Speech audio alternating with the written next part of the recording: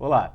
No programa Boa Vontade Entrevista de hoje, nós vamos falar sobre o Mercado Comum do Sul, o Mercosul, bloco econômico criado em 1991, do qual o Brasil faz parte. Para falar sobre esse tema, nós estamos recebendo o professor doutor Paulo Velasco, chefe do Departamento de Ciência Política e Relações Internacionais do IUPERJ, Instituto Universitário de Pesquisa do Rio de Janeiro. Professor Paulo, muito obrigado por nos atender. Seja muito bem-vindo. Obrigado, é um prazer.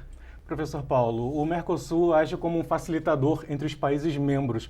Agora, que tipo de benefícios que esses países têm ao fazer parte desse bloco econômico? O Mercosul ele nasce nos anos 90 como um bloco fundamentalmente comercial, então muito focado na dimensão comercial. A ideia é ampliar os fluxos de comércio entre os membros, originalmente 4, agora 5 com a recente entrada da Venezuela no ano passado. Então, o primeiro passo é esse, é aumentar o fluxo de comércio entre eles. Mas há uma segunda etapa importante, que é aumentar o comércio também com o resto do mundo. Geralmente se diz que o Mercosul ele foi criado para ser uma plataforma de inserção competitiva dos países membros na economia global. Então, tornar os produtos produzidos no Mercosul mais competitivos, ganhar espaço na economia mundial. Então, dinamizar o comércio para dentro, dinamizar o comércio para fora. Esse seria o objetivo primordial em termos econômicos do Mercado Comum do Sul.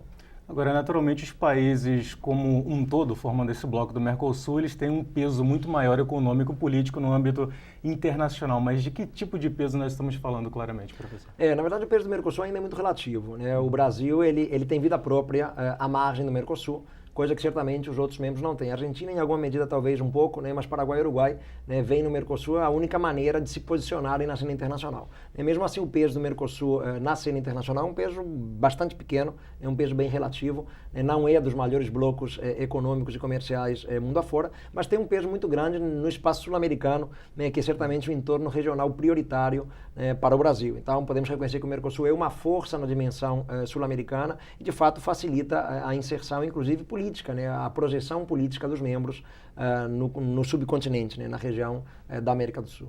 Professor, o senhor mencionou que o Mercosul ele ainda não cumpre em plenitude, digamos assim, tudo aquilo que ele se propõe a fazer. Que tipo de desafios, principalmente, o Mercosul enfrenta regionalmente para conseguir se estabelecer como um bloco econômico, a exemplo da União Europeia, por exemplo? O Mercosul, na verdade, a própria sigla já indica, ele é proposto para ser um mercado comum. Coisa que não somos ainda. O Mercosul está num estágio anterior, que é o que se chama de união aduaneira.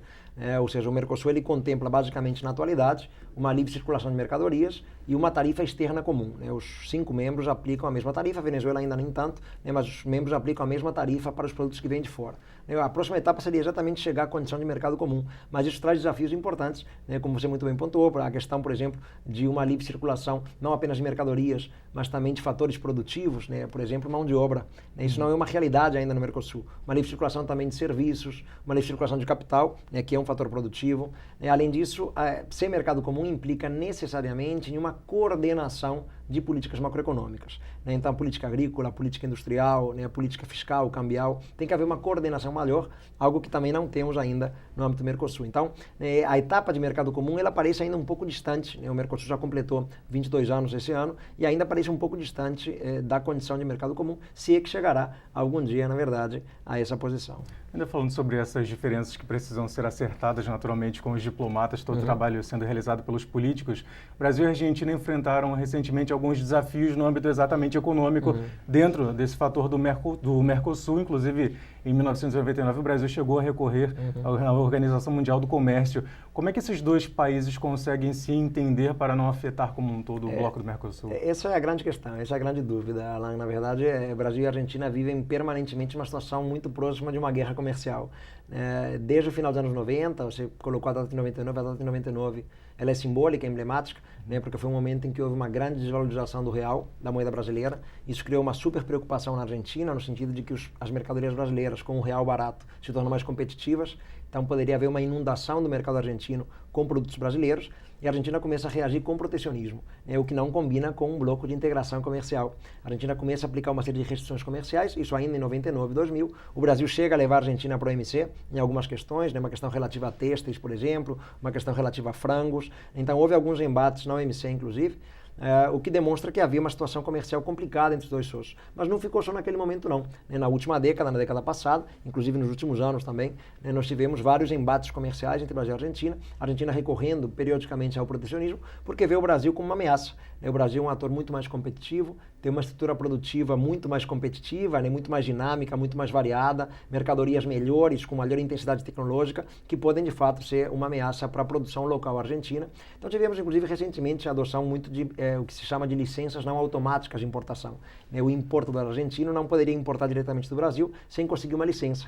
Então é uma burocratização da relação comercial, que não combina tampouco, claro, com um bloco de integração econômica. Então, Brasil e Argentina têm entre si uma rivalidade comercial bastante clara e isso leva a prejuízos em termos de fluxo de comércio. No ano passado, inclusive, caiu o fluxo de comércio Brasil e Argentina em relação a 2011, que é algo absurdo. A tendência sempre é o comércio aumentar, nunca diminuir. Por exemplo, uma queda no fluxo de comércio, uma queda acentuada, houve uma perda de cerca de 4 bilhões de dólares no comércio no ano passado em relação a 2011, muito em função desse protecionismo argentino. A Argentina foi considerada pela OMC um dos países mais protecionistas do mundo, só para termos uma ideia. Recentemente, agora em outubro, no começo do mês, o presidente uruguaio José Mujica, ele anunciou que a chancelaria paraguaia cuidaria de uma questão justamente do Mercosul, que é digamos assim, alguma série de contratos, uma série de acordos que o Mercosul está fazendo com a União Europeia. Isso simboliza uma reaproximação justamente do Paraguai, numa época em que, há um ano atrás,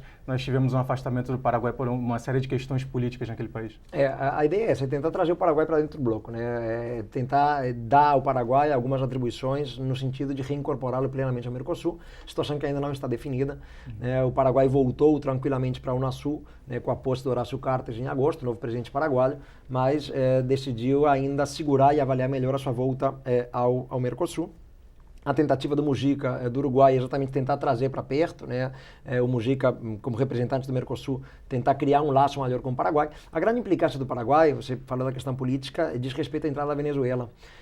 A Venezuela, para entrar no Mercosul, ela teria que ter o seu protocolo de adesão ratificado por todos os membros do bloco. O Congresso paraguaio nunca ratificou o protocolo de adesão da Venezuela. Então, na verdade, o Mercosul se aproveitou de uma situação em que o Paraguai estava suspenso por conta de um golpe branco, um golpe parlamentar no ano passado, que derrubou o presidente Lugo. Então, houve a suspensão do Paraguai e, na ausência do Paraguai, os demais membros decidiram colocar a Venezuela para dentro, sem a ratificação do Congresso paraguaio. Então, para o Paraguai, agora que já há um presidente eleito democraticamente e tudo mais, isso é uma situação que viola a base jurídica do Mercosul. Então, a Venezuela não seria um membro legítimo dentro do bloco.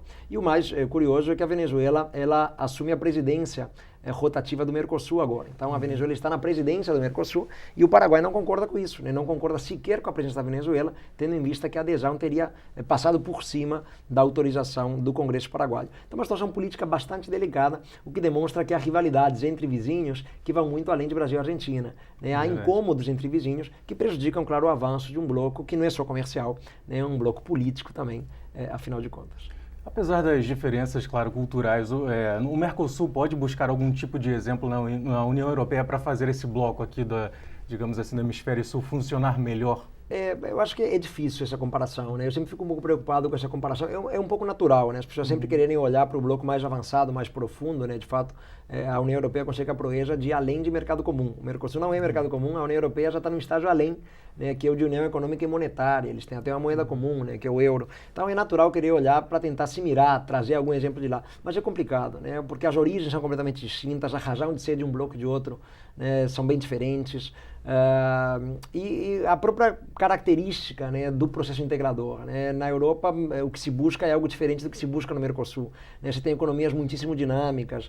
Então, é difícil essa comparação. Mas, claro, uma outra coisa pode ser válida. Então, o entendimento que se conseguiu na Europa, por exemplo, em áreas comerciais, a consolidação de uma moneda aduaneira efetiva, depois a consolidação de um mercado comum efetivo, já conseguido no início dos anos 90. Então, ver que é possível já é um grande exemplo. Ver que se eles conseguiram, nós também conseguimos, já é um grande exemplo. Mas não dá para transpor ou para importar soluções da realidade europeia, porque são realidades muito diferentes. Professor, nós vamos a um intervalo nessa nossa conversa aqui sobre Mercosul e você que está na audiência da Boa Vontade TV é o nosso convidado a participar desse diálogo conosco, encaminhando a sua questão para www.boavontade.com/tv. Não saia daí!